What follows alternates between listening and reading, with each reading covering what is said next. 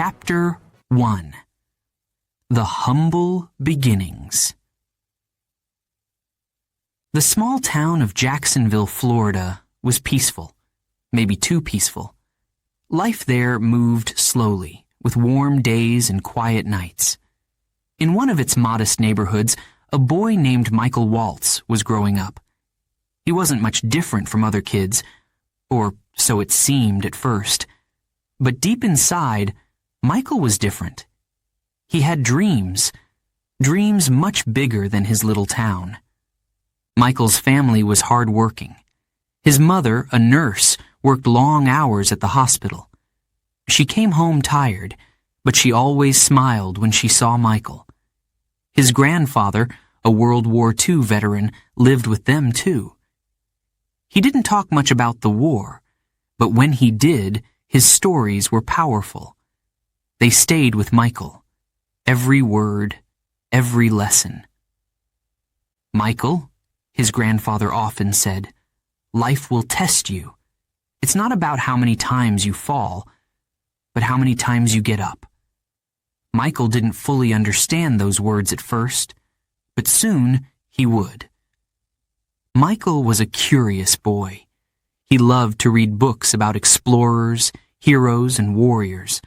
While other kids played video games, Michael imagined leading daring missions in faraway lands. Sometimes he would stand in his backyard, pretending to be a soldier. He would shout commands to an invisible team, dodging behind trees like he was in the middle of a battlefield. To him, it wasn't just a game. It was practice. But life wasn't always easy for Michael. His parents divorced when he was young. Suddenly, his world felt like it was splitting in two. He missed having both of them around. There were nights when he cried quietly in his room, wondering why things had to change. Yet, even in those tough moments, Michael found strength. His grandfather's words echoed in his mind. "Get up, Michael. Always get up."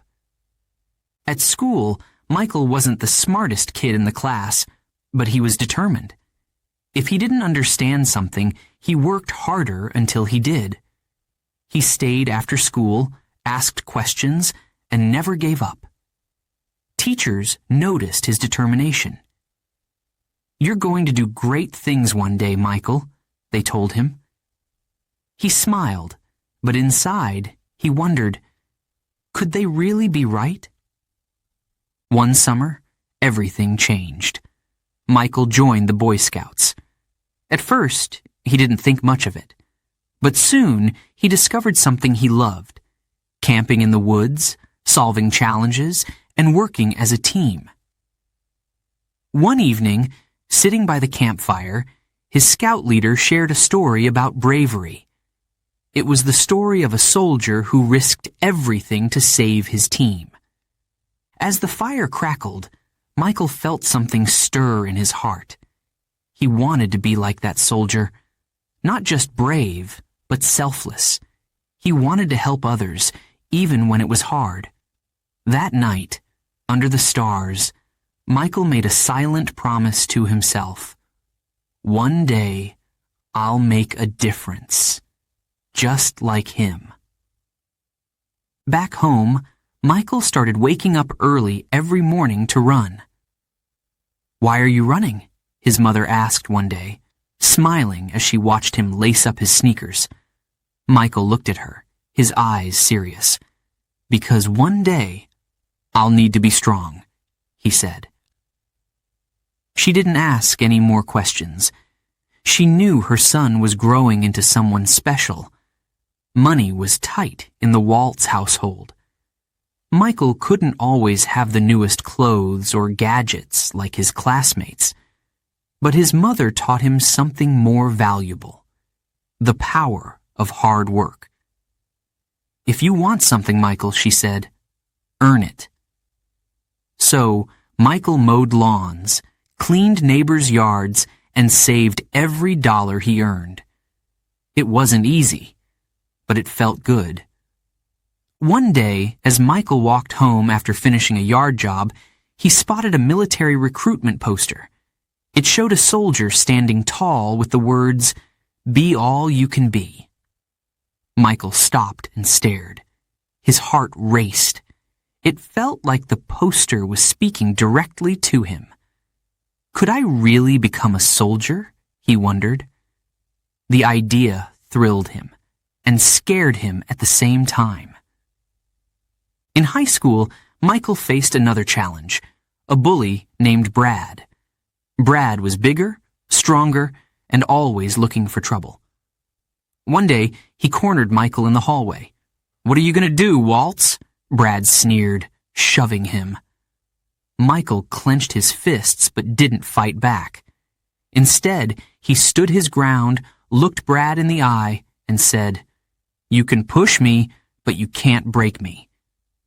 His calm courage surprised even Brad, who backed away. That moment taught Michael an important lesson. Strength isn't always about fighting. It's about refusing to give up. As graduation approached, Michael felt a mix of excitement and fear. He knew his path wouldn't be easy, but he was ready. His grandfather, now older and slower, handed him a small gift, a compass. "This will help you find your way," he said. Michael held it tightly, tears in his eyes. "Thank you, Grandpa," he whispered. He didn't just mean for the compass. He meant for everything. On the day he left for college, Michael stood in front of his house one last time.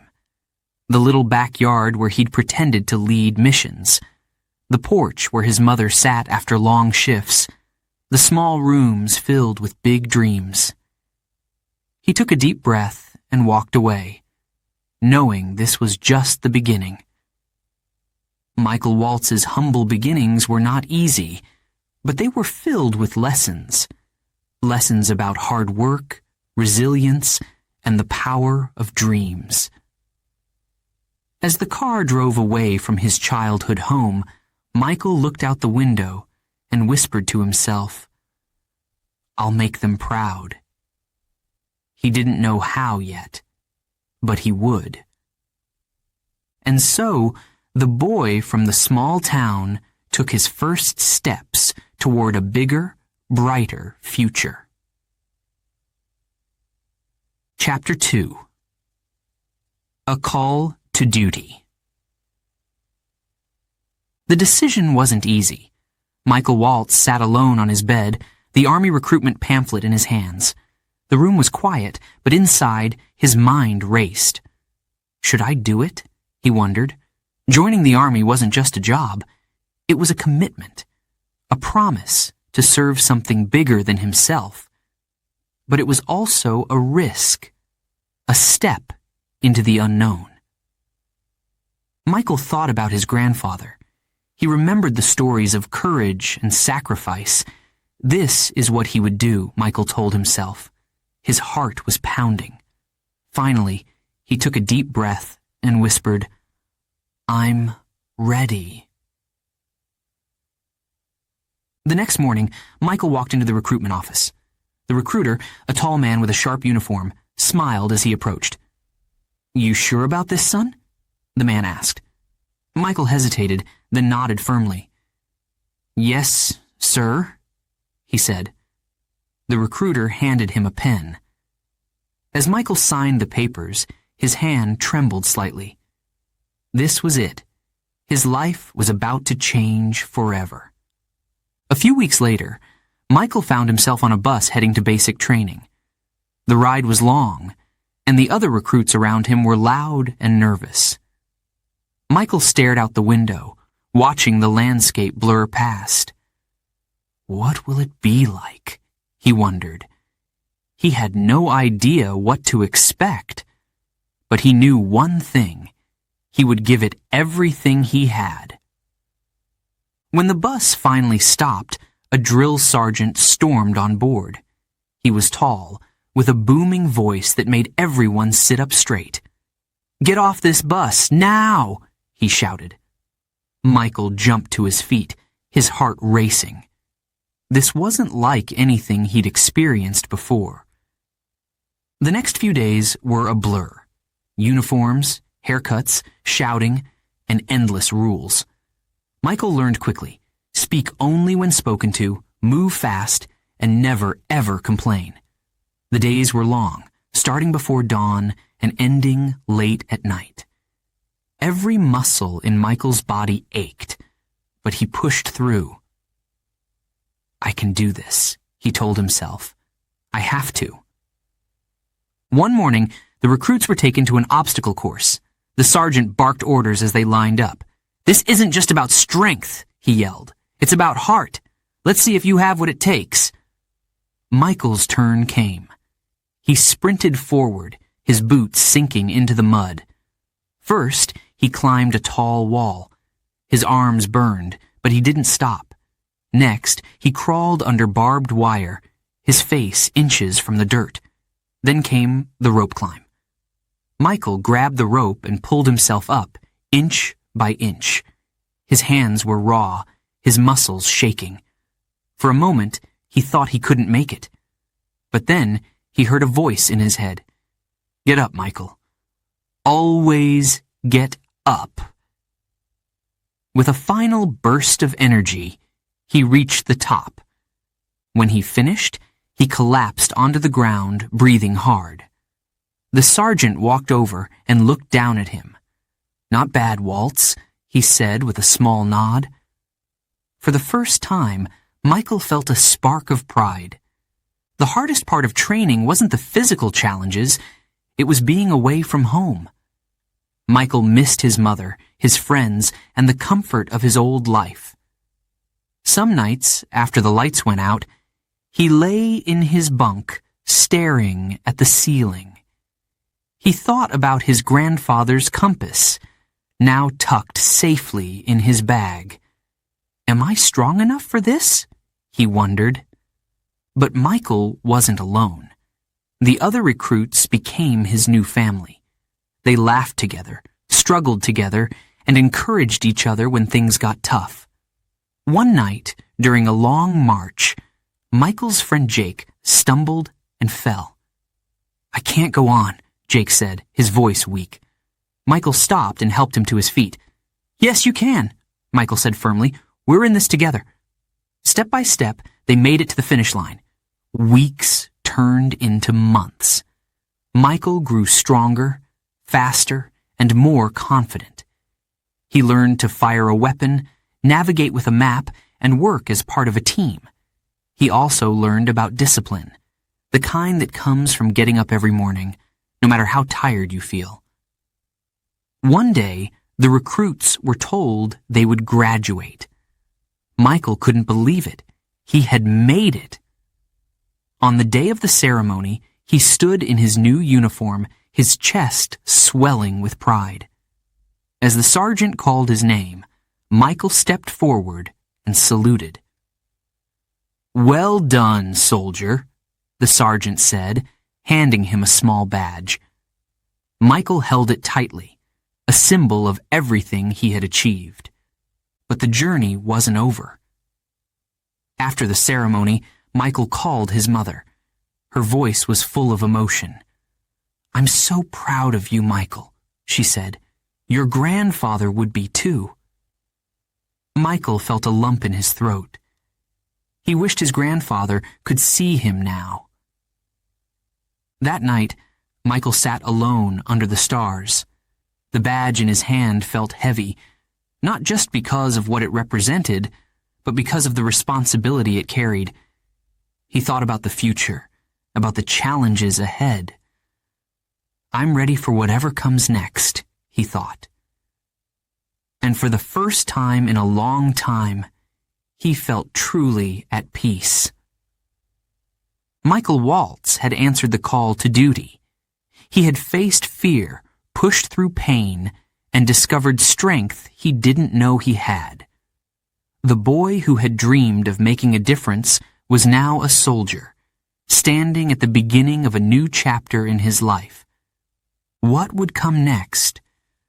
Only time would tell. Chapter 3. Becoming a Green Beret.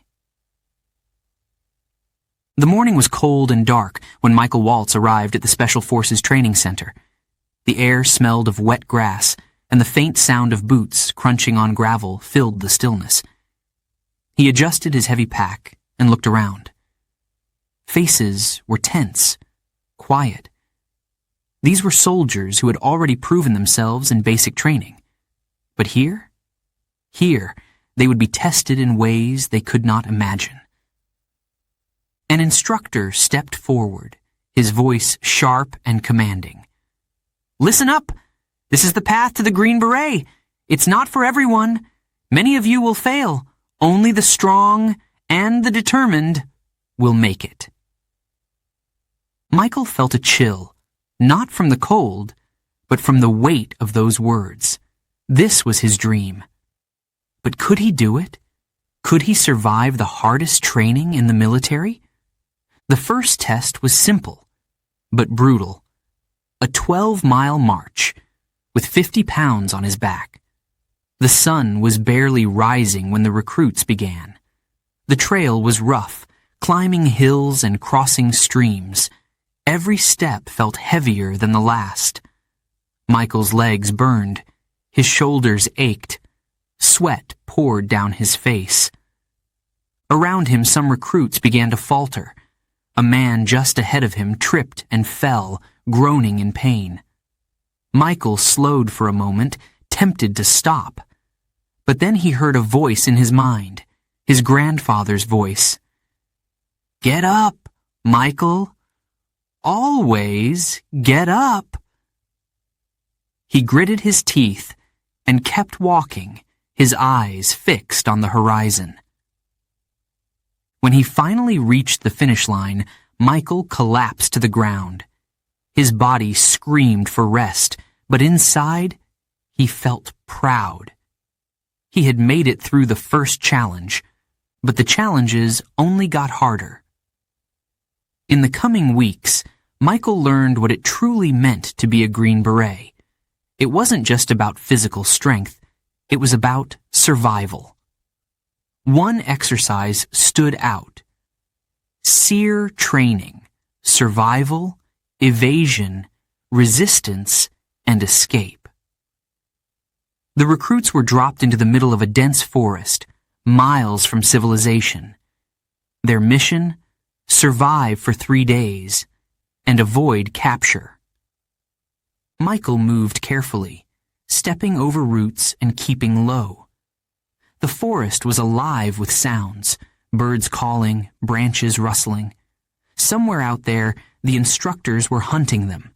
If caught, they would be captured and interrogated. The first night was the hardest. Michael hadn't eaten since morning, and the cold wind cut through his thin uniform. He found a small clearing and began to build a shelter with branches and leaves. His hands shook from exhaustion, but he didn't stop. By the time he finished, his body was numb, but he felt a small sense of victory. He had survived the first night. On the second day, Michael heard voices in the distance. He froze, his heart pounding. He crouched low, pressing himself against the trunk of a tree. The voices grew louder, closer. He held his breath, his body tense. Suddenly, a beam of light swept through the trees. Michael squeezed his eyes shut, willing himself to stay still. The light passed, and the voices faded into the distance. When the danger was gone, Michael exhaled shakily. His body was trembling, not just from the cold, but from the fear. "I can do this," he told himself. "I have to." Not every day was a success. There were moments when Michael failed. During one navigation exercise, he got lost. For hours, he wandered in circles, frustration bubbling inside him. When he finally found his way back, the instructor's face was hard. "Pay attention, Waltz," the man barked. "You can't afford mistakes like that." Michael felt the sting of the words, but he didn't argue. He knew the instructor was right. That night, as he studied his maps and reviewed his mistakes, he made a promise to himself: I won't let this happen again. The final phase of training was the most grueling. Robin Sage. This was the ultimate test. The recruits were tasked with leading a mock guerrilla army in a simulated war. Michael was chosen as the team leader. It was an honor, but also a heavy responsibility. The days were long and chaotic. Food was scarce. Sleep was rare. Michael's team looked to him for guidance, but he didn't always have the answers. One night, after a mission went wrong, he sat alone by the fire. His head was in his hands, and doubt crept into his mind. Am I good enough for this? He wondered.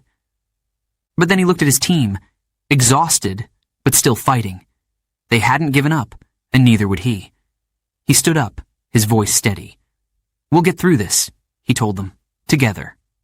When Robin Sage ended, Michael's team had succeeded. The instructors gathered the recruits and announced the results. Waltz, one instructor said, his tone gruff but respectful. You showed leadership under pressure. Well done. Michael's chest swelled with pride. He had made it. After months of pain, fear, and doubt, he was finally ready. The graduation ceremony was simple but powerful. One by one, the recruits stepped forward to receive their green berets. When Michael's name was called, he felt a surge of emotion. An instructor placed the beret in his hands. This isn't just a hat, the man said. It's a symbol of who you are and what you've become.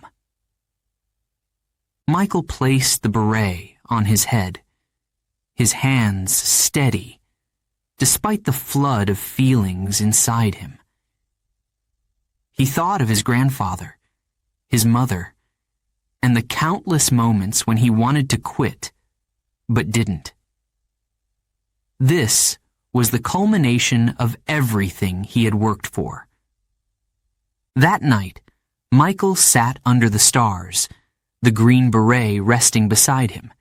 He had faced fear, pushed past his limits, and found strength he didn't know he had. He was no longer just Michael Waltz. He was a green beret. But deep down, he knew this was only the beginning. Ahead lay new challenges, new battles, and new lessons. But for now, he allowed himself a moment to breathe and to be proud. Chapter 4. The Battlefield of Life. The air was thick with heat and dust. Michael Waltz crouched low, his heart pounding. Around him, the world was chaos, shouts, explosions, the distant hum of helicopters. He gripped his weapon tightly, scanning the horizon. This wasn't training anymore.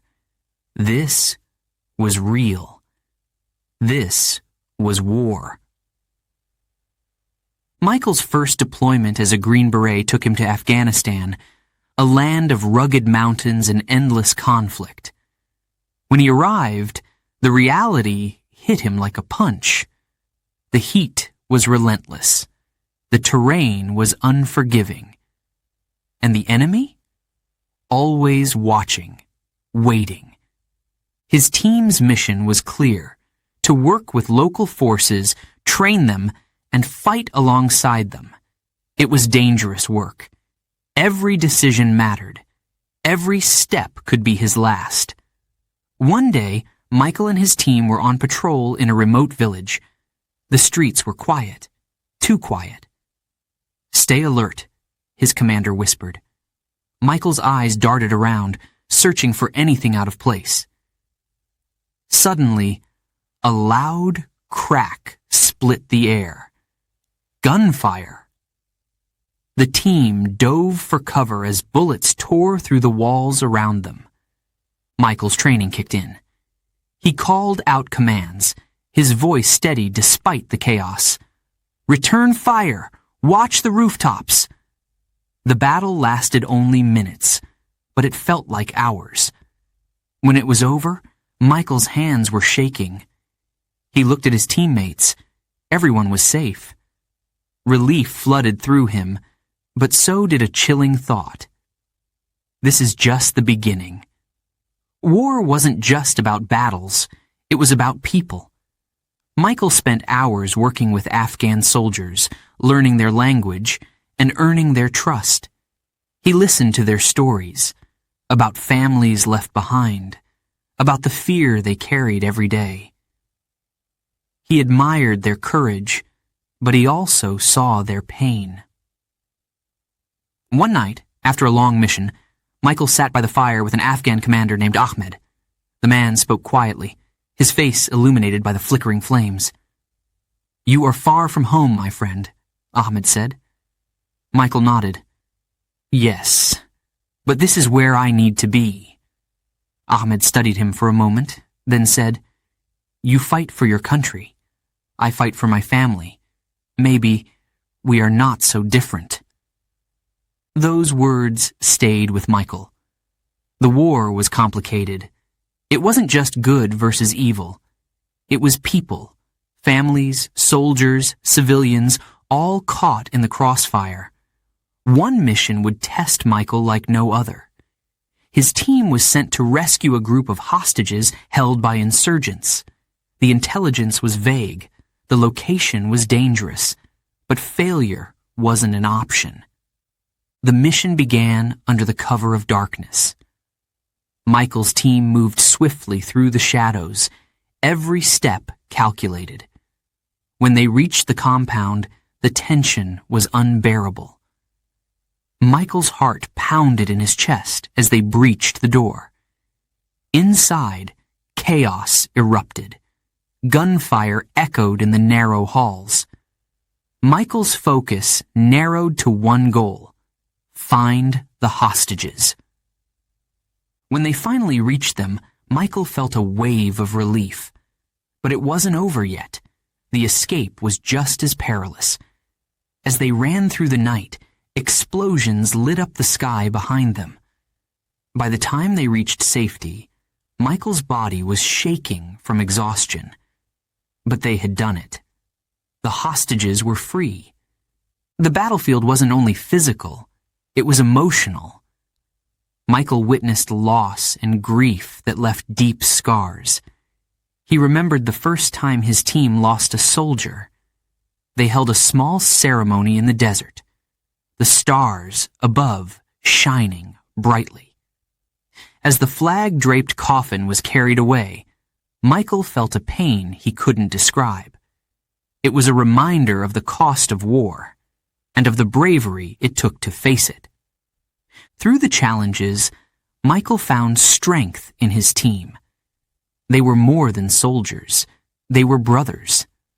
They laughed together, shared stories, and leaned on each other during the darkest moments. One night, as they sat around a fire, his teammate Jake said, "You know, Waltz, you're the glue that keeps us together."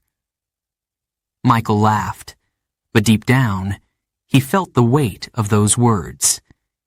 He had a responsibility, not just to the mission, but to the people around him. After months in Afghanistan, Michael returned home. But home didn't feel the same. The streets were quiet. The air was calm. Yet inside, Michael felt restless. He carried the sounds of the battlefield with him.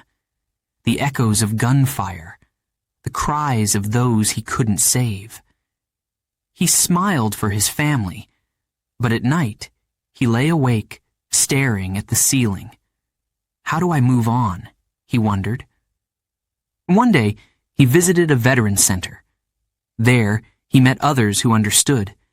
They shared their stories of fear, of loss, of finding purpose again. Slowly, Michael began to heal. He realized that the battlefield wasn't just in Afghanistan.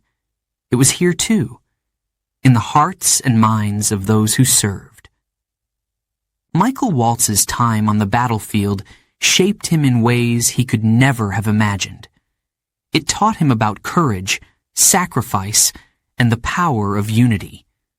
But it also taught him about the weight of war and the responsibility of those who survive to make the world better. As he looked at the green beret resting on his shelf, Michael felt a mix of pride and sorrow. He had faced the battlefield of life, and he had come out stronger. But his journey was far from over. New challenges awaited, new battles to fight, and Michael was ready. Chapter 5: A Mission to Protect. The roar of the helicopter blades filled the air as Michael Waltz and his team soared above the jagged mountains of Afghanistan.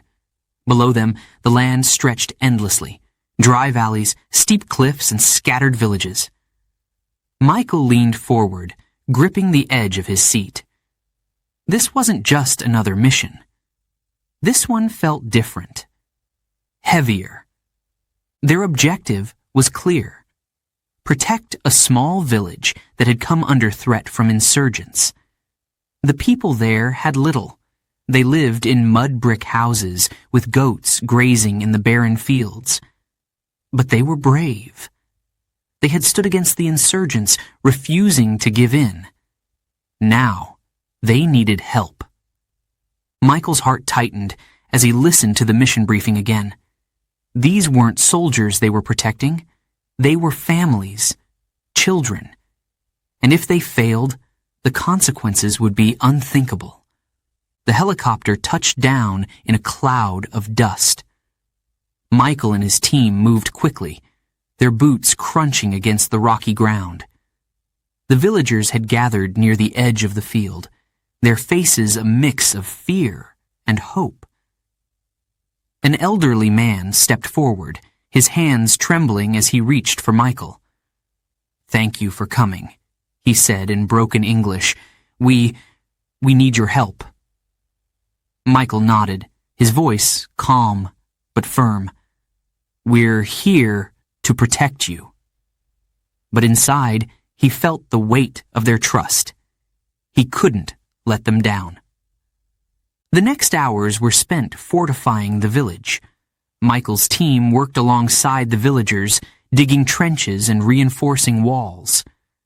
The sun burned hot overhead, and the air was thick with dust. But no one complained. There was too much at stake. As night fell, the village grew quiet. The children huddled close to their parents. Michael and his team took their positions, scanning the horizon for any signs of movement. The darkness was heavy, pressing down on them like a blanket. Every sound, a rustle, a distant howl, made their hearts race. Suddenly, a flare shot into the sky, its bright light cutting through the night. Michael's radio crackled to life. "They're coming!" someone shouted. The attack had begun. The first wave came swiftly. Insurgents stormed the village, their shouts echoing through the narrow streets. Michael's team fired back, their movements sharp and precise. "Hold the line!" Michael yelled, his voice steady despite the chaos. The villagers stayed hidden, clutching their loved ones as the battle raged around them. An explosion rocked the ground, sending debris flying. Michael was thrown back, his ears ringing. He scrambled to his feet, his instincts kicking in. He saw one of his teammates, Jake, pinned under a piece of rubble. "Hang on!" Michael shouted, rushing to his side. With a surge of strength, he lifted the debris and pulled Jake to safety. "Thanks, Waltz," Jake gasped, his face pale but determined. Michael gave a quick nod, his focus already back on the fight. The battle stretched into the early hours of the morning. Just when it seemed like the insurgents would overwhelm them, something changed. The villagers, quiet, frightened villagers, began to fight back. Armed with sticks, tools, and whatever they could find, they stood beside Michael's team, defending their homes with a courage that stunned him. Michael felt a surge of pride. These weren't just people in need of protection.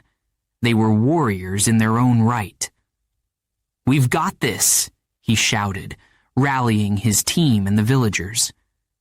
Together they pushed back the attackers, inch by inch, until the last insurgent retreated into the shadows. When the sun finally rose, the village was still standing.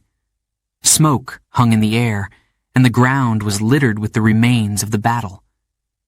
But the people were safe. Michael walked through the village, checking on the families. He saw relief in their eyes. And something else, gratitude. The elderly man from before approached him, his voice trembling with emotion. You saved us," he said. Michael shook his head. "No," he replied, his voice soft. "You saved yourselves." As the helicopter lifted off later that day, Michael looked down at the village. The people waved from below, their faces filled with hope. Michael felt a deep sense of fulfillment, but also a lingering question. How many more villages needed help? How many more battles were waiting? Back at base, Michael sat alone, reflecting on the mission. War wasn't just about fighting. It was about protecting. It was about giving people the chance to live their lives in peace. That, he realized, was the real mission. And it wasn't over. Michael Waltz knew the challenges ahead would be difficult. The battlefield was unpredictable, and the stakes were always high. But he also knew his purpose: to protect, to serve, and to stand up for those who couldn't stand up for themselves. As he placed his helmet on the table, he made a silent promise. "I will never stop fighting for what's right." Before we begin Chapter 6, a quick note for our listeners. You're currently listening to this audiobook on Woo English. Remember, this content is specially made for Woo English listeners only. If you're hearing it on any other channel, it may be a violation of Woo English's rights. Please ensure you're tuned into the right source to fully enjoy and respect this audiobook journey. Now, let's continue the story. Chapter 6: The Cost of Service. Michael Waltz sat in the quiet of his small room on base. Outside, the night was calm. But inside his mind, the battlefield was alive. Memories of the last mission flashed like lightning. Gunfire, explosions, the faces of the villagers he had sworn to protect. He rubbed his temples, trying to silence the storm. But the cost of service was not so easily erased. The first time Michael truly understood that cost was when he lost a teammate. His name was Harris, a skilled soldier, always quick with a joke to lighten the mood. They had been on a routine patrol, the kind that had become almost second nature. But nothing in war is routine. The explosion came without warning. 1 minute they were walking, talking about what they'd do on leave. The next, the ground shook, and Harris was gone. Michael remembered falling to his knees, dirt and smoke filling the air. "Harris!" he screamed, his voice hoarse. But there was no answer. When the dust settled, reality hit him like a punch to the gut. Harris wasn't coming back. The team held a small memorial that night. Under the vast, star-filled sky, they stood in silence. Someone placed Harris's helmet on a pile of stones, a simple but powerful tribute. Michael's chest felt heavy, as if the weight of the entire war was pressing down on him. Why him? He thought. Why not me? That question haunted him. Even after the mission continued, even after the team returned to base, Michael couldn't shake the guilt. He had survived. Harris hadn't. And there was no way to change that. Back home, the cost of service was felt in a different way. When Michael returned to the U.S. after months in Afghanistan, everything seemed wrong. The streets were quiet. The houses were whole. People laughed, shopped, and lived their lives without a care. Michael sat on his mother's porch one evening, staring at the sunset. She brought him a cup of coffee and sat beside him. For a long time, neither of them spoke. Then, finally, she said, "You've changed, Michael." He didn't look at her. "War does that," he said softly. His voice was steady, but inside, he felt like he was breaking. How could he explain the things he'd seen? The friends he'd lost? The nightmares that wouldn't let him sleep? The hardest part wasn't the memories. It was feeling like no one understood. One day, Michael went to the grocery store. It was a simple task, something he hadn't done in months. But as he walked down the bright, crowded aisles, panic rose in his chest. The sounds were too loud. The lights were too bright. He felt exposed, vulnerable. He left his cart in the middle of the aisle and rushed outside, breathing heavily. The world felt too different now. Or maybe he was the one who had changed. Over time, Michael found ways to cope. He began visiting a veterans center where he met others who had been through similar experiences. They shared their stories, the good, the bad, and the heartbreaking. Slowly, Michael realized he wasn't alone. One veteran, an older man named Jack, gave him advice that stuck. "You can't carry it all, son," Jack said, his voice calm but firm. "The guilt, the pain, it'll crush you if you let it. You have to learn to let some of it go." Michael nodded, but letting go was easier said than done. Still, he tried. He threw himself into his work, using the lessons he'd learned on the battlefield to help train new recruits. He told them about the importance of teamwork, about the value of staying calm under pressure. But most importantly, he taught them about resilience, the ability to keep going, even when everything inside you screams to stop. One day, a young recruit approached him after a training session. "Sergeant Waltz," the recruit said, his voice nervous but sincere. "I just wanted to say, you inspire us. We can tell you've been through a lot, but you never give up." Michael didn't know what to say. He simply nodded, his heart swelling with a mix of pride and sadness. If only they knew, he thought. The cost of service wasn't just about loss. It was about sacrifice. Sacrificing time with family, sacrificing peace of mind, sacrificing a piece of yourself. Michael missed birthdays, holidays, and quiet moments at home. He missed the life he used to have, before war became a part of him. But he also knew why he served. He thought of the villagers who could now sleep in peace. He thought of the hostages they had rescued, the lives they had saved. Those moments gave his sacrifice meaning. They reminded him why he put on the uniform, why he answered the call to duty. One evening, Michael stood in front of a small group of new recruits. His voice was steady as he spoke, but there was a weight to his words. "This life isn't easy," he said. "It will test you, break you, and reshape you. You'll lose people you care about. You'll face things you never thought you could survive. But if you hold on, if you push through, you'll discover a strength you didn't know you had." The room was silent. The recruits hung on his every word, their eyes wide with admiration and respect.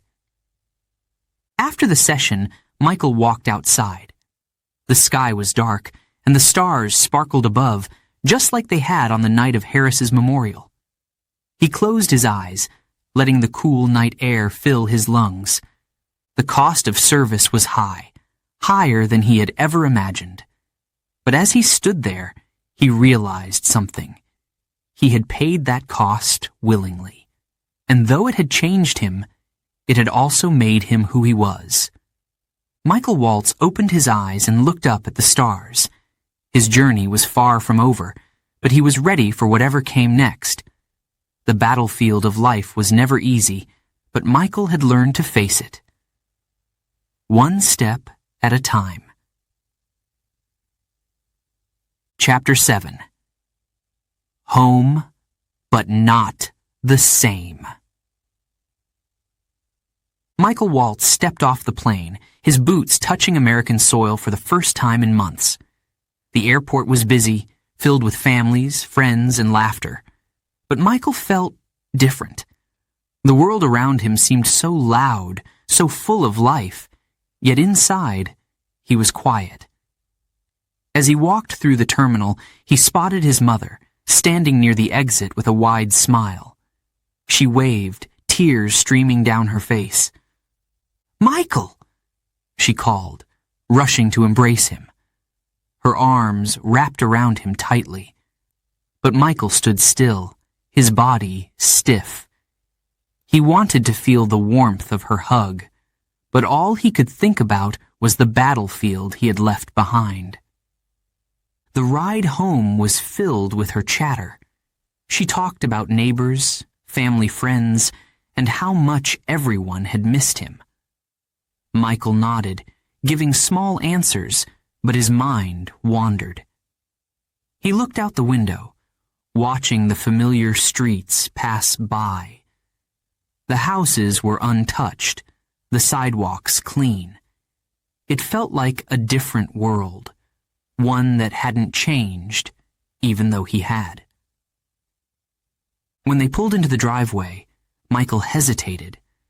The house looked exactly as he remembered. The flower beds his mother cared for were full of colorful blooms. The porch light flickered, just like it used to. But stepping through the front door, he felt a strange emptiness. Why doesn't it feel like home anymore? He wondered. That night, Michael sat in his old room. The walls were still lined with posters of athletes and explorers, the same ones he had hung up as a teenager. On the desk sat his grandfather's compass, its metal glinting in the soft light. He picked it up, running his fingers over its surface. It felt heavy, heavier than it used to. Lying down on his bed, Michael stared at the ceiling. His mother's laughter echoed faintly from downstairs as she talked on the phone.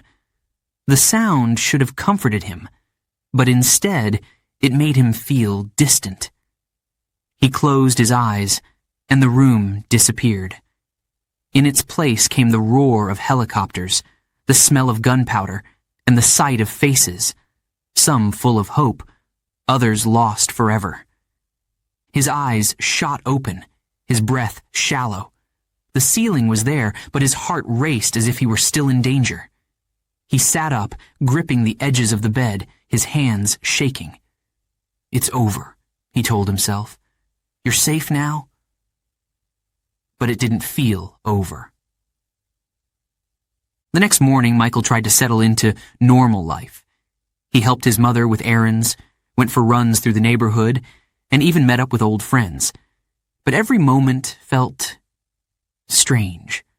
The grocery store, with its bright lights and packed aisles, overwhelmed him. The laughter of his friends, once so familiar, felt distant. When they asked about his time overseas, he forced a smile and said, "It was tough, but I'm okay." But he wasn't okay. One evening, Michael sat on the porch, staring at the sky. The stars were out, twinkling against the dark canvas. His mother joined him, handing him a cup of tea. For a long time, they sat in silence. "Do you want to talk about it?" she finally asked, her voice soft. Michael shook his head. "There's nothing to say." She placed a hand on his. "You've been through so much, Michael. You don't have to carry it alone." Her words touched something deep inside him, but he didn't know how to respond. How could he explain the things he'd seen? The friends he'd lost? The guilt that clung to him, no matter how hard he tried to shake it? Weeks passed, and Michael felt more lost than ever. One day, he decided to visit the local Veterans Center. He didn't know what he was looking for. Help, understanding, maybe just someone to listen. Inside, the walls were lined with photos of soldiers, medals, and flags. The air was filled with a quiet sense of respect. An older man approached him, his face lined with years of experience. "First time here?" he asked. Michael nodded. "Yeah." The man smiled gently. "I'm Jack. I've been where you are?" "It's not easy, is it?" Michael hesitated, then shook his head. "No, it's not." Jack gestured toward a chair. "Come on, let's talk." Over the next few weeks, Michael returned to the center often. He listened to stories from other veterans, stories of loss, pain, and hope. Slowly, he began to open up. He talked about Harris, about the villagers, about the nights he couldn't sleep. The more he shared, the lighter he felt. One day, Jack said something that stayed with him. "You don't have to go back to who you were before. That version of you is gone. But you can take what you've learned, what you've survived, and use it to build something new." Michael started to find purpose again. He volunteered at the Veterans Center, helping others who felt as lost as he had.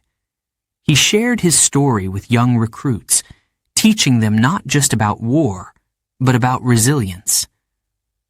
Slowly, he began to feel connected to the world again. One afternoon as he walked through the park, he saw a group of children playing. Their laughter filled the air, pure and joyful. Michael stopped, watching them chase each other in the grass. For the first time in months, he smiled. A real smile. He thought of the villagers he had helped, the lives he had saved. "This is what I fought for," he realized. This is what it was all for. Home would never be the same for Michael Waltz. He had changed, and the world he returned to felt different. But as he sat on the porch that evening, watching the sunset, he felt a sense of peace he hadn't felt in a long time. The journey wasn't over, but he was finding his way. And for the first time, he believed he could. Chapter 8. A New Kind of Service. The Capitol building stood tall and majestic, its white dome glowing in the afternoon sun. Michael Waltz stood at its steps, his hands in his pockets, his heart racing. This wasn't a battlefield, but it felt just as daunting. The noise of the city buzzed around him, car horns, distant sirens, and the chatter of tourists. Yet, inside his mind, there was only one thought: what am I doing here? After years of military service, Michael had returned home a different man. He had seen war up close, felt its pain, and carried its scars. But even as he tried to settle into civilian life, he felt a pull. A voice inside him that wouldn't stay silent. There were battles left to fight, not with weapons, but with words, and decisions that could change lives. One evening, as he sat on his porch, staring at the stars, his mother joined him. "You've done so much already," she said softly, handing him a cup of tea. "But I can see it in your eyes, Michael. You're not done yet." Michael sighed, turning the cup in his hands. "I want to do more," he admitted. "Not just for the people I served with, but for everyone. There are so many things that need to change." She smiled, her eyes filled with pride. "Then change them." That conversation led him here, to Washington, D.C., where decisions that shaped the country were made. Michael had decided to run for office, a leap into the unknown. Campaigning wasn't easy. It was nothing like military missions, yet in some ways it was just as challenging. He had to learn how to navigate debates, answer tough questions, and earn the trust of people he had never met. But Michael's story resonated with voters. At town halls, he shared his experiences from the battlefield. He spoke of the sacrifices made by soldiers, the challenges faced by veterans, and the need to strengthen the country he loved. His voice was steady, his words simple yet powerful. People listened. "I'm not a politician," he told a small crowd one evening. "I'm a soldier who knows what it means to fight, for freedom, for justice, and for each other. And I'm ready to fight for you." The election was tense. Michael traveled across the state, shaking hands, answering questions, and standing on countless stages. He spoke about the values that mattered to him: unity, responsibility, and the importance of serving something greater than oneself. There were moments of doubt. Some days, the crowds were smaller than he had hoped. Some nights, he lay awake, wondering if he had made a mistake. "What if I fail?" he whispered to himself in the dark.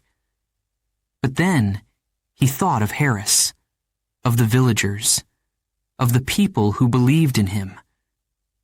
"I can't stop now," he reminded himself. "I owe it to them to keep going." The results came in on a cold November evening. Michael sat with his team, his mother, and a few close friends, watching the numbers climb on the screen. His heart pounded as the final tally appeared. The room erupted in cheers. He had won. Michael stood, stunned. People hugged him, clapped him on the back, and shouted his name. But all he could think about was the weight of what lay ahead. This wasn't just a victory. It was a responsibility, a promise he had to keep. As a new member of Congress, Michael stepped into a world that was unfamiliar and overwhelming. The halls of power were vast and intimidating, filled with experienced lawmakers and complex issues. But Michael approached this new role the same way he approached every mission, with determination, focus, and a commitment to his team. He worked tirelessly, meeting with veterans, military families, and community leaders to understand their needs. He fought for better support for those who had served, for stronger policies to protect the nation, and for programs that would give young people opportunities to succeed. One of his first major battles in Congress was over funding for veterans' health care. Michael stood in the chamber, speaking from his heart. "These men and women risked everything for us," he said, his voice echoing through the room. "Now it's our turn to stand for them." His words moved many. The bill passed, and Michael felt a deep sense of fulfillment. He wasn't just making speeches, he was making a difference. But the new battlefield wasn't without challenges. Politics could be frustrating, even brutal. There were arguments, compromises, and moments when Michael felt like progress was impossible. Yet he refused to give up. He reminded himself of the same lesson he had learned as a soldier. Keep moving forward, one step at a time. One evening, as he walked through the Capitol, Michael paused by a window overlooking the city. The lights of Washington stretched out before him, twinkling like stars. He thought about how far he had come, from a small town boy with big dreams to a soldier, to a leader. He reached into his pocket and pulled out his grandfather's compass, the one he had carried through every challenge. Turning it over in his hands, he smiled. The path wasn't always clear, but he knew he was exactly where he was meant to be. Michael Waltz's journey had taken him from the battlefields of Afghanistan to the halls of Congress. It wasn't the path he had imagined, but it was the one he was meant to walk. His mission to protect had evolved, but it was far from over. The battles ahead would be different, but Michael was ready. And as he looked out at the city, he whispered to himself the same promise he had made long ago. I will never stop fighting for what's right. Chapter 9. Fighting for a Better Future. Michael Waltz sat at his desk in his office, the Capitol building looming outside the window. Papers were scattered everywhere. Reports, letters from constituents, and notes from his staff.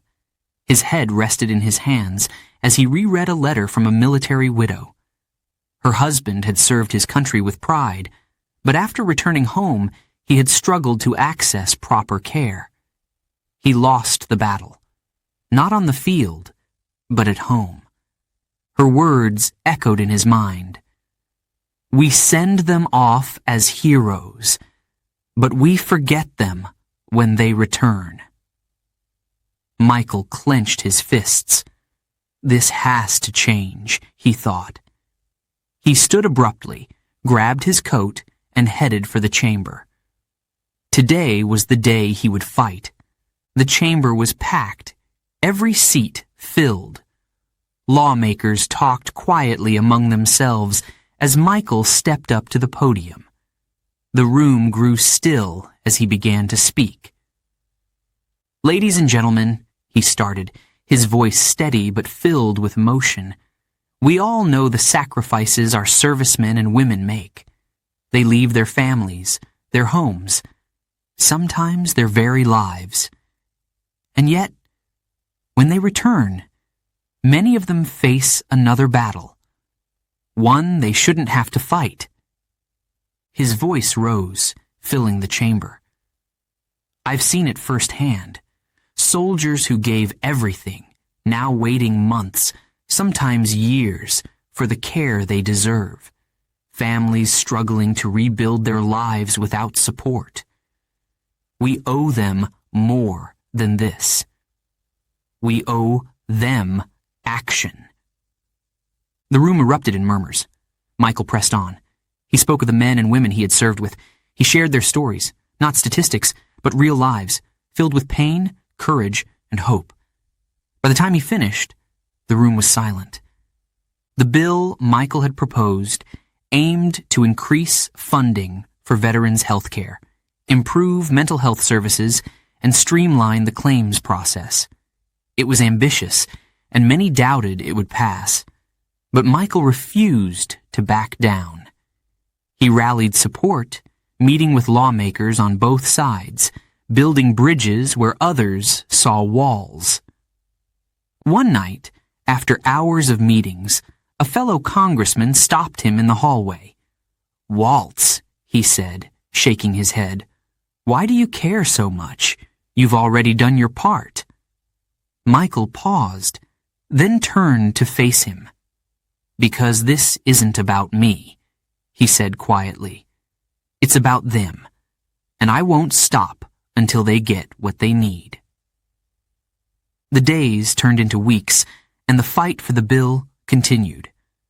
Michael worked tirelessly, juggling meetings, speeches, and late nights poring over the fine print. He faced resistance. Some called it too expensive. Others said it was unnecessary. But Michael countered every argument with facts, passion, and determination. One evening, as he walked back to his office, his phone buzzed. It was a message from a young veteran he had met at a town hall months earlier. The man had been struggling to adjust to civilian life, but had reached out to Michael for help. The message was simple.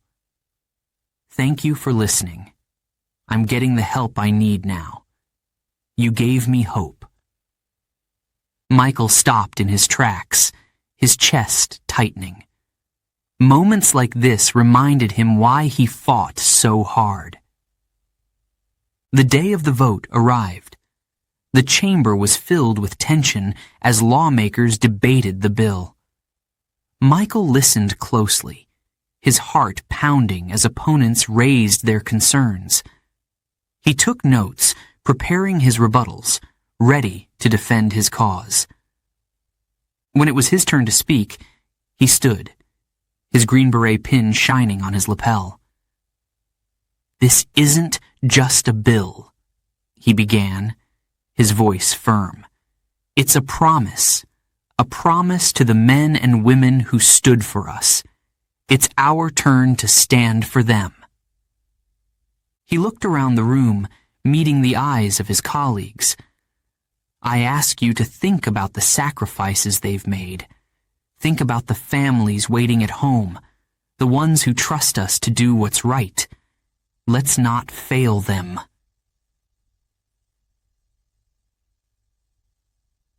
The room erupted into applause as Michael returned to his seat.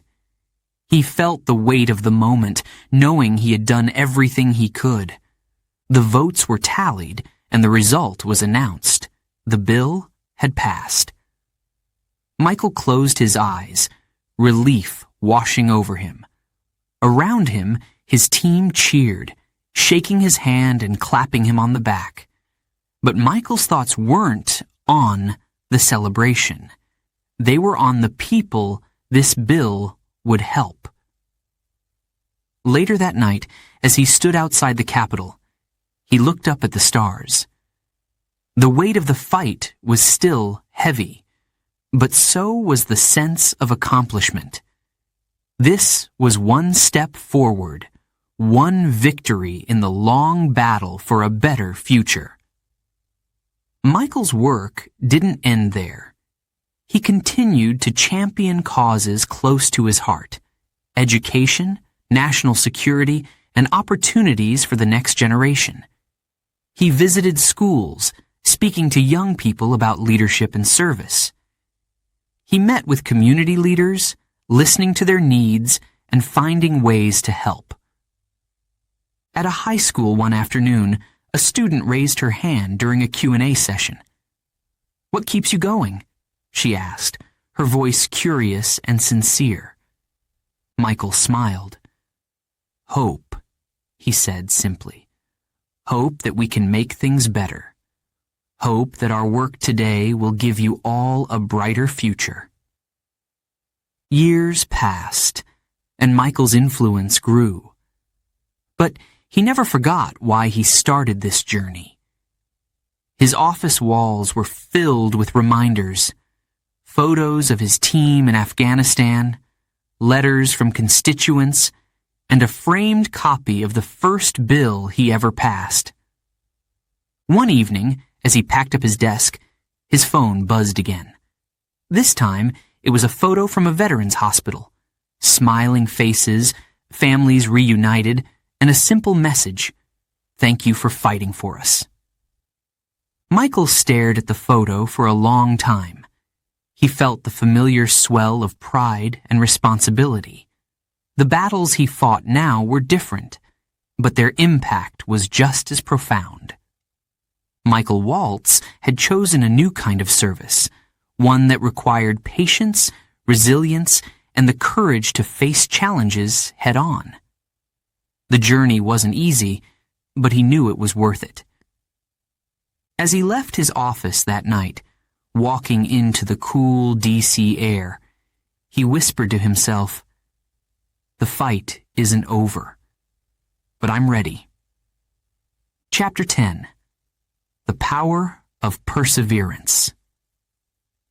The rain poured heavily on the streets of Washington, D.C. as Michael Waltz sat in his car, staring at the Capitol building in the distance. The windshield wipers moved back and forth, but the storm outside was nothing compared to the storm inside him. He was tired, physically, emotionally, and mentally. The fight to create change was harder than he had imagined. Michael leaned back in his seat, closing his eyes. He thought about everything it had taken to get here: the long nights, the criticism, the moments of doubt. Is it worth it? He wondered. But deep down, he already knew the answer. Michael's journey had always been about perseverance. As a boy, he had learned to work hard, even when the odds were stacked against him. As a soldier, he had pushed through pain, fear, and loss. And now, as a leader, he was determined to keep moving forward, no matter how difficult the path became. One morning, Michael arrived at his office to find a stack of letters waiting on his desk. Among them was one from a teacher in his district.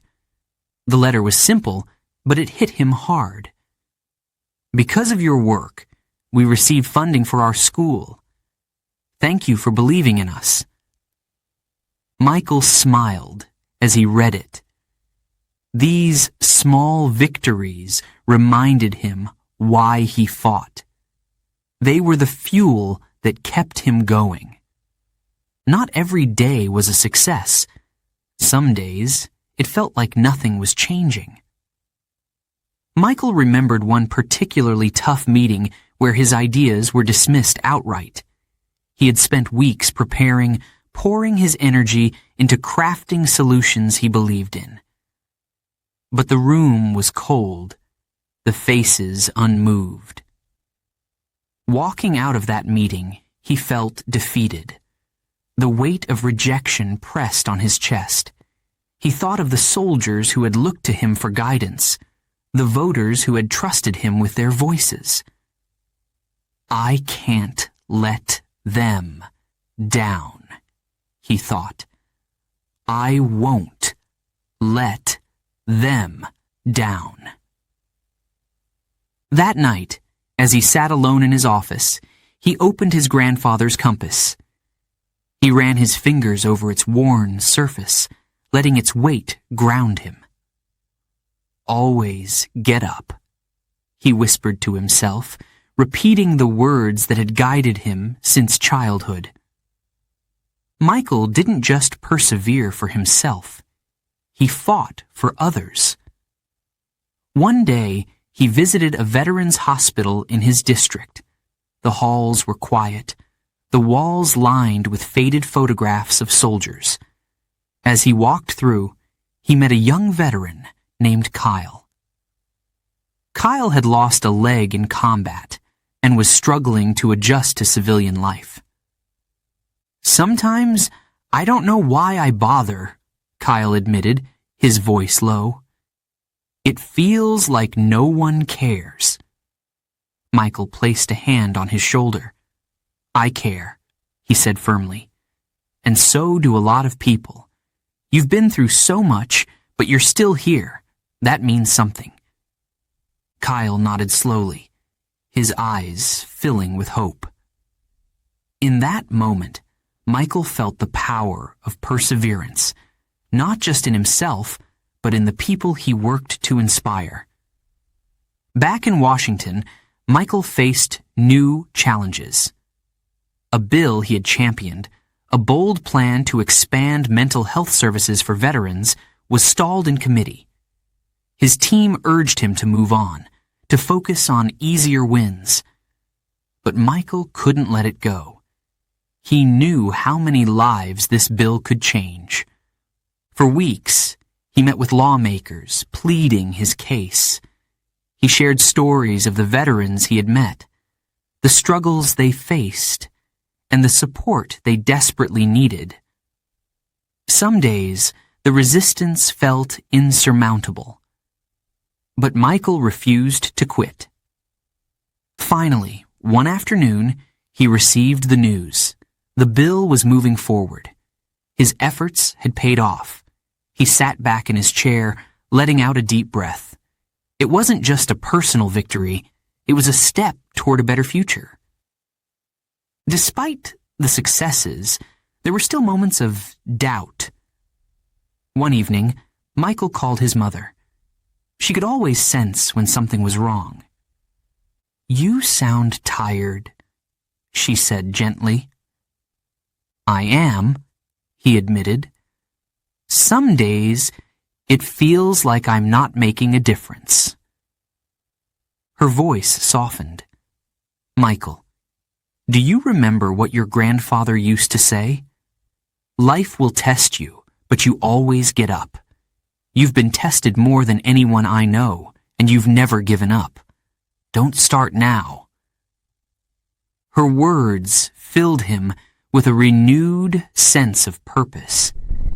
He had come too far to stop now. The power of perseverance wasn't just about never giving up. It was about finding strength in the face of adversity. Michael thought of the young recruit who had once told him, "You inspire us." He thought of the teacher, the veteran, the families who had thanked him for his work. Each of them was a reminder that the fight was worth it. One day, as Michael walked through the Capitol, he overheard a group of staffers discussing his latest proposal. "Waltz never quits, does he?" one of them said. Michael smiled to himself. It wasn't about being stubborn. It was about believing in something bigger than himself. Years later, as Michael looked back on his journey, he felt a deep sense of pride. He hadn't won every battle, but he had fought every one with everything he had. He had faced setbacks, losses, and moments of doubt, but he had never let them stop him. Standing on the steps of the Capitol, he thought about the lessons he had learned. Perseverance wasn't just about strength. It was about hope. It was about believing in the possibility of a better future and working tirelessly to make it a reality. As the sun set over the city, Michael whispered to himself, "The fight isn't over, but I'm ready for whatever comes next." Chapter 11. Lessons from the Battlefield. The room was quiet, except for the low hum of a projector. On the wall, images flickered, dusty roads, makeshift camps, and soldiers standing tall despite the chaos around them. Michael Waltz stood at the front of the classroom, his hands resting on the podium. A group of young recruits watched him closely, their eyes wide with curiosity. They were eager to learn. But Michael wasn't here to talk about victories. He was here to share the lessons he had learned on the battlefield. Michael cleared his throat and began to speak, his voice slow and steady. When you think of war, you might imagine battles, explosions, and heroes charging into danger. And yes, those moments happen, but war is also quiet. Terrifyingly quiet. It's in the waiting, the planning, and the endless uncertainty. He paused, letting his words sink in. One of the first lessons I learned in combat was this: nothing goes as planned. Michael told them about a mission early in his career. His team had been tasked with capturing a high-value target in a remote Afghan village. The plan was perfect, or so they thought. We studied maps for days, he said, planned every detail, accounted for every possibility. But the battlefield doesn't care about your plans. The moment they arrived, everything went wrong. The terrain was more difficult than expected, the enemy was better prepared, and a sandstorm rolled in, cutting off their visibility. We were stranded, Michael said, his voice tightening. Our radios stopped working. The enemy knew the land better than we did, and we had to rely on each other to survive. One recruit raised his hand hesitantly. What did you do, sir? Michael smiled faintly. We adapted. That's the lesson. When things fall apart, and they will, you have to stay calm. Think clearly. Work together. Another lesson Michael shared was about fear. Fear is normal, he said, his tone serious. If you're not afraid, you're not paying attention. But fear can't control you. He recounted a night mission in the mountains where his team had to climb steep cliffs under the cover of darkness. The higher they went, the more dangerous it became. Rocks crumbled under their boots. The wind howled. And one misstep could mean death. I was terrified, Michael admitted. My hands were shaking, my heart felt like it would explode, but I couldn't let that stop me. I focused on one step at a time. Just one step. He looked out at the recruits. Fear can be a powerful motivator. It sharpens your senses, but it can also paralyze you if you let it. The key is to push through. Michael's voice softened as he spoke about another lesson. The value of trust. On the battlefield, trust isn't optional. It's life or death. He told them about Harris, his teammate who had been more like a brother. Harris was the kind of guy you could count on, no matter what. He had your back, even in the worst situations. Michael paused, his eyes distant. I remember one mission when we were ambushed. Bullets were flying everywhere, and I was pinned down. Harris didn't hesitate. He ran straight into danger to pull me out. The room was silent. That kind of trust doesn't happen overnight, Michael continued. It's built through shared struggles, through showing up for each other day after day. As the recruits listened intently, Michael shifted to one of the hardest lessons: loss. His voice grew heavier, filled with emotion. No matter how good you are, no matter how prepared, you can't save everyone.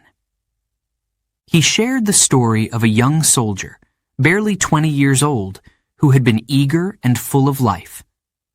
He was the heart of our team, Michael said, his voice cracking slightly. But one day, we were caught in an ambush. We tried everything to save him, but it wasn't enough. Michael took a deep breath, his eyes meeting the recruits. That's a lesson you never forget, and it's one you carry with you forever. Despite the pain, Michael also spoke about hope. Even in the darkest moments, there's always something to hold on to. He told them about a mission to rescue hostages from a remote compound. The odds were against them, but they succeeded. "I'll never forget the looks on their faces when we brought them out," Michael said, his voice filled with warmth. "That moment made every sacrifice worth it." He smiled at the recruits. The lesson here is simple. Never lose hope. No matter how bad things seem, there's always a chance to make a difference. As Michael wrapped up his talk, he glanced at the clock. The hour had passed quickly, but the weight of his words lingered in the room. He looked at the recruits, their young faces filled with a mix of awe and determination. "Remember this," he said, his tone firm but encouraging. "The battlefield isn't just out there. It's in here." He tapped his chest. "It's in your mind, in your heart. The lessons you learn out there will shape you, but it's up to you to use them." He took a step back from the podium, his hands resting on its edges. "You'll face challenges you can't imagine. You'll experience fear, doubt, and pain. But if you persevere, if you trust each other and hold on to hope, you'll come out stronger, and you'll make a difference." The recruits stood and applauded, their faces bright with admiration. Michael nodded, his heart full. He had shared his lessons, hoping they would carry them forward. As Michael walked out of the classroom, the sunlight warmed his face. He felt a sense of peace, knowing he had passed on the wisdom he had earned through hardship. The lessons from the battlefield were not just about war. They were about life, and Michael was proud to share them, one story at a time. Chapter 12. A Legacy of Service. Michael Waltz stood in the middle of a packed auditorium. The lights were bright, and the faces of hundreds of young men and women stared back at him. They had gathered here for one reason: to hear his story. To hear the lessons of a man who had lived a life of service. Michael took a deep breath, his voice steady as he began. "I never imagined my life would take the path it has. From a small town in Florida, to the battlefields of Afghanistan, to the halls of Congress, every step was a challenge. Every step taught me something important." The room grew quiet. Everyone leaned in, eager to hear what he had to say. Michael spoke about his early days, about the values his family had taught him: hard work, resilience, and integrity. "Those lessons carried me through my toughest moments," he said, his eyes scanning the crowd. "But they also taught me something else. They taught me that life isn't just about what you achieve. It's about what you give." He paused, letting his words sink in. "I realized that service isn't just a duty, it's a privilege. Whether it's serving your country, your community, or even just one person, every act of service leaves a mark." He told them about the people who had shaped his journey, the teammates who had stood by him in battle, the families who had trusted him to make a difference, the strangers who had inspired him with their courage. "I'll never forget the villagers in Afghanistan who fought beside us with nothing but hope in their hearts," he said. "They taught me that strength isn't about what you have, it's about what you believe in." Michael's voice grew softer, more reflective. "And I'll never forget Harris, my friend, my brother, who gave everything for his team. His sacrifice reminds me every day why I keep going." As he continued, Michael spoke about the challenges of leadership. Leading isn't about giving orders, he said. It's about listening. It's about understanding the people you serve. And it's about standing up for what's right, even when it's hard. He shared the story of his fight for veterans' health care, the long hours, the resistance, and the eventual victory. It wasn't easy, he admitted, but nothing worth doing ever is. The crowd nodded, their faces serious. Michael could see the determination growing in their eyes. Then, Michael asked a question that caught everyone off guard. "What will your legacy be?" he said, his voice echoing through the room. The audience stirred, some looking at each other, others staring down at their hands. Michael waited a moment before continuing. It doesn't have to be something big. Legacies aren't about fame or fortune. They're about the lives you touch, the kindness you show, the changes you make. He smiled, his tone warm. Your legacy could be helping a neighbor in need. It could be inspiring someone to believe in themselves. It could be standing up for what's right, even when you're the only one. Michael shared one final story about a letter he had received from a young man who had attended one of his speeches years ago. The man had struggled with self-doubt, unsure of his place in the world. But something Michael had said inspired him to take action. He had gone on to start a community program that helped hundreds of children. That letter, Michael said, holding it up, reminded me that our actions, no matter how small, can create ripples that spread far and wide.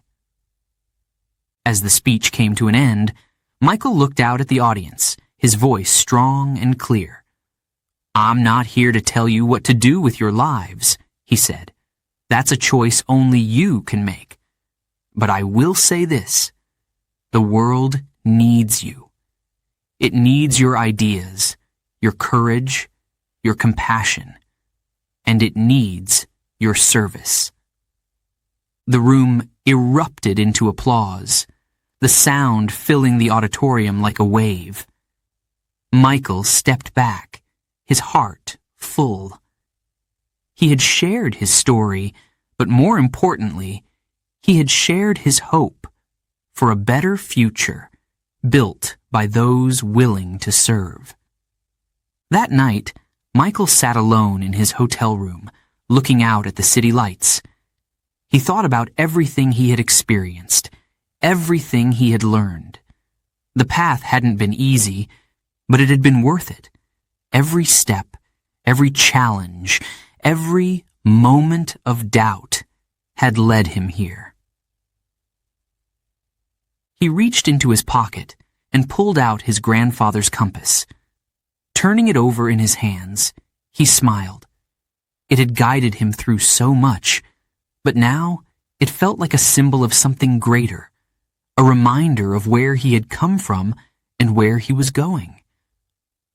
Michael placed the compass on the table and leaned back, his mind calm for the first time in a long while. His legacy wasn't just in the laws he had passed, the missions he had completed, or the speeches he had given. It was in the lives he had touched, the lessons he had shared, and the hope he had inspired.